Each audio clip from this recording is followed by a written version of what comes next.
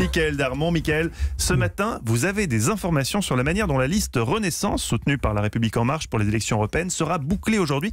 Que va-t-il se passer ?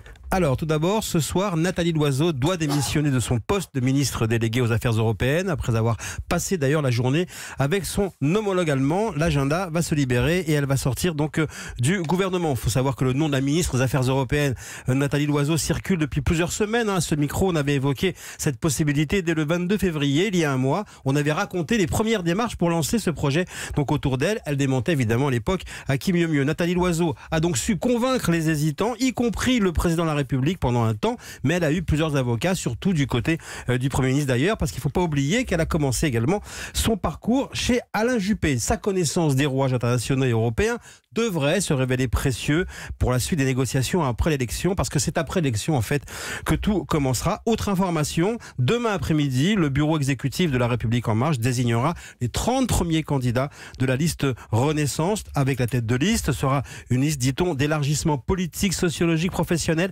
avec des profils très différents. Bref, selon un dirigeant de la campagne, c'est la liste de tous les en même temps.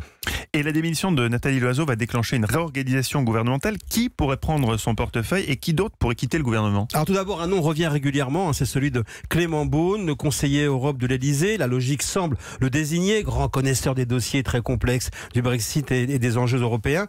Deux critères qui pourraient aussi décider le président à le garder près de lui, tout simplement, parce qu'on sait à quel point les présidents ont du mal à se séparer de ce type de collaborateurs, surtout en période sensible, donc affaire à suivre. L'autre enjeu, je dirais, le dossier Griveaux. Le porte-parole du gouvernement a fait clairement savoir qu'il souhaitait quitter son poste pour se consacrer à l'investiture pour la campagne à Paris. Et là, Emmanuel Macron doit décider, faire un remaniement pour les candidats aux élections ou garder l'accent uniquement sur la campagne des européennes, d'autant que la question de son remplacement sera posée. Une autre question délicate à trancher. D'ores et déjà, plusieurs critères ont déjà été listés. Si un homme remplace Loiseau, alors une femme remplacerait Benjamin Griveaux s'il devait partir, etc., etc. C'est la raison pour laquelle donc Benjamin Griveaux souhaite retrouver sa liberté de parole, parce qu'en fait, il y a beaucoup de candidats pour être porte-parole, mais en même temps, il faut savoir que c'est un poste qui est à la fois très exposé et qui affaiblit politiquement, parce qu'on est obligé tout simplement de répéter des éléments de langage et de tenir des positions coûte que coûte. Bref, hier dans la soirée, un proche d'Emmanuel Macron me disait